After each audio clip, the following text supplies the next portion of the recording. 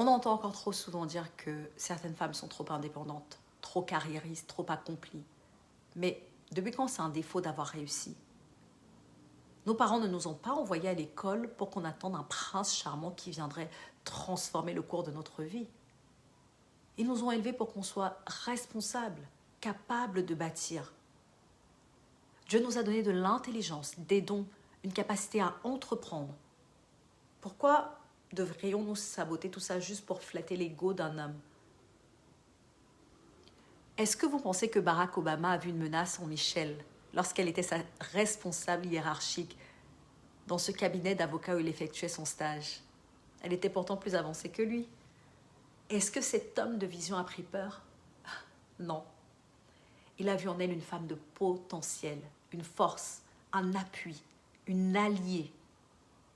Alors, changez de mindset.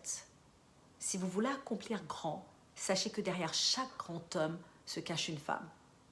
Une femme qui soutient, qui éclaire, qui propulse. Aujourd'hui, les femmes paient leurs factures au même titre que les hommes. Elles bâtissent un patrimoine, elles se réalisent. Elles n'attendent pas juste qu'un homme vienne changer leur vie. Pendant qu'elles sont célibataires, elles travaillent sur elles-mêmes. Elles ne sont pas trop indépendantes. Elles sont préparées à la réalité. Et si un homme peu sûr de lui se sent menacé par ça, ce n'est pas la femme le problème. Tout simplement, peut-être devrait-il choisir une femme à son niveau et non pas rabaisser celle qui a travaillé dur pour en arriver là. Et pour les hommes qui pensent qu'une femme éduquée est souvent quelqu'un qui lui manquera de respect, c'est faux. Le respect que la femme apporte à son homme ne dépend pas de ce que lui apporte matériellement, mais plutôt de comment il va prendre soin de son foyer, de sa femme, de leurs enfants, de leur vision, de leurs projets.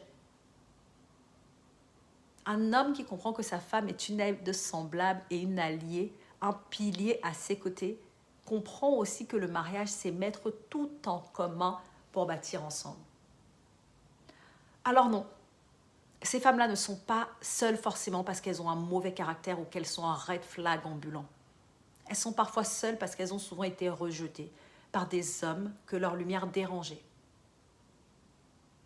Alors à tous ceux qui pensent qu'une femme ambitieuse est un problème, vous vous trompez d'ennemi. Vous ne serez pas en paix tant que vous continuerez à voir la lumière d'une femme comme une menace.